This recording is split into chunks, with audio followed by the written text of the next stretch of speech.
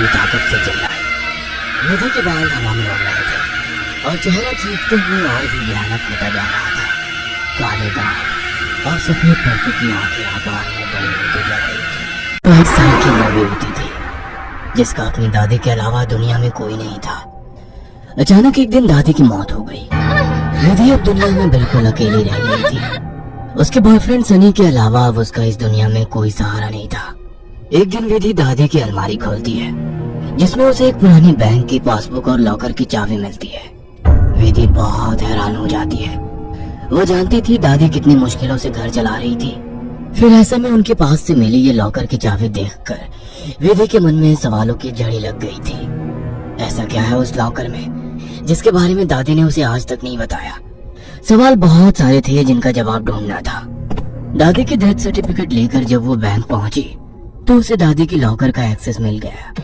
उत्सुकतावश उसने लॉकर खोला तो उसमें सिर्फ उसे कुछ कागज दिखाई दिए। विधि कागज लेकर घर लौट आई। उन कागजों के मुताबिक मंथनपुर में एक बड़ी हवेली दादी के नाम थी। इतनी बड़ी हवेली है दादी के पास और हम सालों से इस 2 कमरे के किराए के मकान में जी रहे हैं। ऐसा क्यों किया दादी ने? खैर जो भी बात हो, अब तो ये हवेली मेरी है। मैं कल ही मंथनपुर के लिए निकलती हूँ। अगले ही दिन वो मंथनपुर के लिए निकल गई थी। बड़ी अजीबोगरीब सी जगह थी ये। मेन रोड से हवेली की तरफ जाने वाली सड़क बिल्कुल सुनसान थी।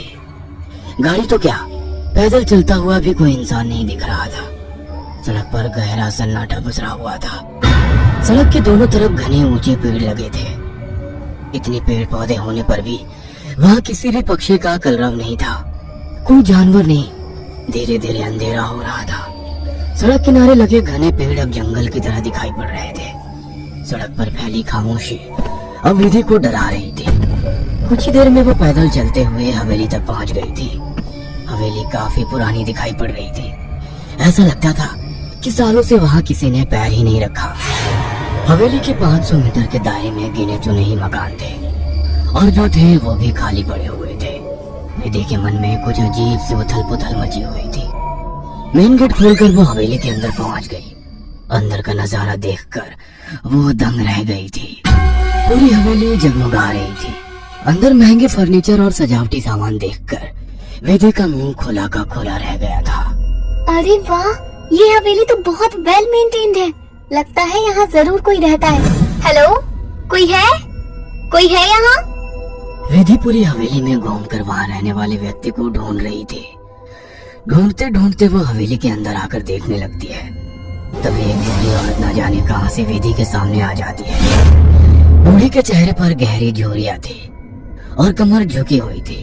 काला लबादा पहने, आधा मुंह पल्लू में छिपाए वो औरत बेहद डरावनी लग रही थी। आउच! डरा दिया आपने। क्यों आई हो यहाँ? लौट जाओ। मैं कहीं नहीं जाने वाली। ये मेरी हवेली है। बाय द वे, आप कौन? यहाँ कोई नहीं रह सकता। शैतान रहता है यहाँ। लौट जाओ। शैतान? Very funny. अच्छा, तो हवेली हड़पने के लिए ये स्टोरी बनाई है आपने? विधि कुछ कहने वाली होती है तभी वो देखती है कि बूढ़ी औरत हवेली की ओर देखकर कुछ सकपका गई है और अपना चेहरा ढकते हुए वो अचानक ही अंधेरे में कहीं गायब हो जाती है। बड़ी अजीब औरत थी। कुछ स्ट्रेंज ही जगह है। विधि हवेली के अंदर आ जाती है और अपना फोन निकालकर सनी को कॉल लगाती है। हेलो सनी, तुम विश्वास नहीं करोगे, ये हवेली तो हमारी सोच से भी ज्यादा खूबसूरत है। तुम बस जल्दी यहाँ आ जाओ। हाँ, मैं आज रात को ही निकलता हूँ। सुबह मिलते हैं, बाय। अगले दिन सुबह सनी भी हवेली पहुँच गया था। अरे यार, कहाँ फंसा दिया विधि ने। अंदर जाने तक का रास्ता नहीं है। हर तरफ झाड़ियाँ, पेड़ पौधे। ऊपर से मुझे कहा कि मेरी सोच से भी ज्यादा खूबसूरत है हवेली माय फुट। सनी बड़बड़ाता हुआ मेन गेट से अंदर जा रहा था। बाहर का कंपाउंड क्रॉस करने के बाद अब वो दरवाजे के सामने था। उसके नॉक करने से पहले ही दरवाजा खुद ब खुद खुल गया। सनी हैरान रह गया था। अंदर पहुंचकर उसने देखा हॉल में कोई भी नहीं है। विधि को पुकारते हुए वो अंदर बेडरूम की ओर बढ़ गया। बेडरूम के अंदर का नजारा देखकर सनी ने दांतों तले उंगलियां दबा ली। विधि अंदर बेड पर बैठी हुई थी। उसके लंबे बाल खुले हुए थे और उसके चेहरे को ढके हुए थे। बालों के बीच से उसकी लाल खून आंखें दिखाई पड़ रही थी। दोनों हाथ और पैरों की मदद से वो बेड पर ऐसे बैठी हुई थी मानो कोई जानवर हो। उसकी खूबसूरती गुलाबी त्वचा जगह जगह से कटी थी और सफेद पड़ गई थी। विधि को देखकर सनी जोर से चिल्लाया, विधि, ये क्या हो गया तुम्हें? सनी की बात सुनकर विधि ने डरावनी अंदाज में गर्दन टेढ़ी की। अब उसके चेहरे पर से कुछ बाल हट गए थे। वह भयानक आवाज के साथ हंसने लगी। उसके मुंह से किसी जानवर की तरह लार गिर रही थी। अचानक ही वह पूरी ताकत से चिल्लाई। विधि के बाल हवा में उड़ रहे थे और चेहरा चीखते हुए और भी भयानक होता जा रहा था। काले बाल और सफेद पड़ चुकी आंखें आकार में बड़े होते जा रही थी। सनी के अंदर और देख पाने की ताकत नहीं बची थी। अपनी पूरी ताकत लगाकर वो कमरे से बाहर की तरफ भागा। बाहर हवेली के दरवाजे तक पहुंचा ही था कि विधि की दर्द से भरी आवाज सुनाई पड़ी। सनी, मुझे छोड़कर मत जाओ, मुझे बचा लो। सनी, ये मुझे नहीं छोड़ेगा। बहुत दर्द हो रहा है, बहुत दर्द हो रहा है। विधि जोर जोर से रो रही थी और सनी को रुकने के लिए बोल रही थी। विधि की ऐसी दर्द भरी आवाज सुनकर सनी तड़प उठा और दौड़कर उसके कमरे की तरफ वापस आ गया। ये सब क्या हो गया विधि? ये सब क्या हो गया? मैं क्या करूं, बोलो।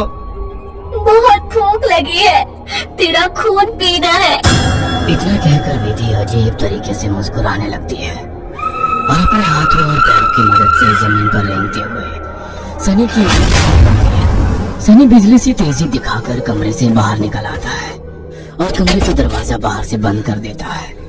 सनी की कुछ समझ नहीं आ रहा था। वो विधि की मदद करना चाहता था। उसे ऐसी हालत में छोड़ना उसे मौत के मुंह में धकेलने जैसा था। वह बाहर जाकर मदद मांगने का निर्णय लेता है और तुरंत बाहर निकल आता है।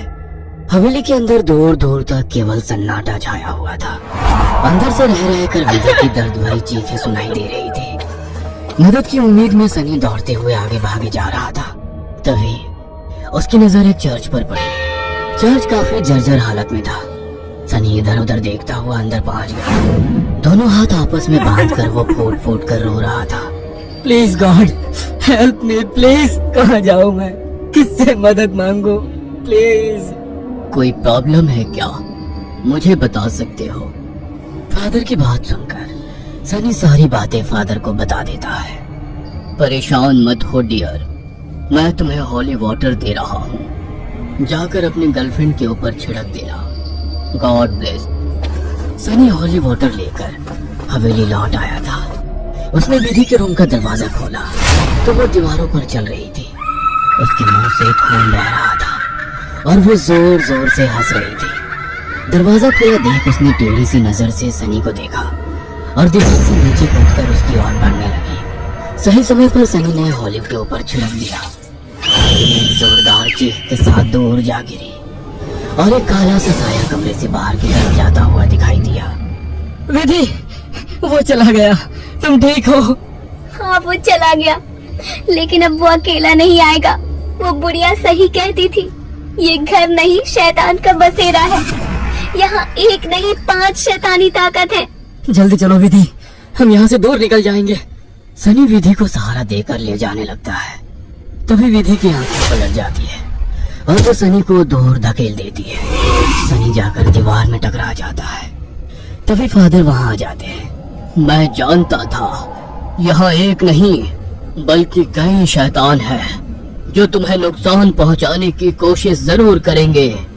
तुम्हारी दोस्त पोजेस्ड है, यह आसानी से उसका शरीर नहीं छोड़ेंगे। मुझे ही कुछ करना होगा। फादर हॉली वाटर को विधि पर छिड़कते हैं जिससे कुछ पल के लिए शैतान कमजोर हो जाता है। उसी समय वे दोनों उसे बेड से बांध देते हैं। उसके बाद फादर प्रेयर बोलने लगते हैं और वाटर की कुछ बूंदें उसके ऊपर गिराने लगते हैं। विधि पूरी ताकत लगाकर चीख रही थी। फिर कुछ देर बाद अचानक उसने चीखना बंद कर दिया। भयंकर सी आवाज में उसने कहा, ये मेरा शिकार है, तुझे क्या लगता है इसे बचा लेगा? इसके बाद विधि ने झटके से अपने दोनों हाथों पर बंधी रस्सी को खींचकर तोड़ दिया और अपने हाथों और पैरों को उल्टी दिशा में मोड़ने लगी। कट कट की आवाज के साथ उसकी हड्डियों के टूटने की आवाज आ रही थी। विधि के दिल को चीरती चीखों को सुनकर सनी की आंखों से भी आंसू बह रहे थे। फादर ने वाटर छिड़कते हुए वेदी के चारों ओर एक गोला बना दिया। अब वो उस गोले से बाहर नहीं आ पा रही थी। फादर लगातार प्रेयर कर रहे थे। अचानक कड़ाक की आवाज आई और वेदी की गर्दन पीछे की तरफ घूम गई। वेदी का शरीर निठाल होकर जमीन पर गिर गया। सनी पागलों की तरह वेदी वेदी चिल्ला रहा था। फादर के लिए इस समय सनी की जान बचाना जरूरी था, इसलिए वे उसे घसीटते हुए हवेली से बाहर ले आए और दरवाजे पर वाटर छिड़क कर वहां से बाहर आ गए। सनी अभी भी जमीन पर सिर टिकाकर फूट फूट कर रो रहा था और फादर की आंखों में वेदी को ना बचा पाने की तकलीफ साफ दिखाई दे रही थी। अगर आपको हमारी ये कहानी पसंद आई हो तो इसे लाइक और शेयर करना ना भूलें। साथ ही ऐसी और नई कहानियों के अपडेट्स पाने के लिए हमारे चैनल अक्षु टीवी को जरूर सब्सक्राइब करें।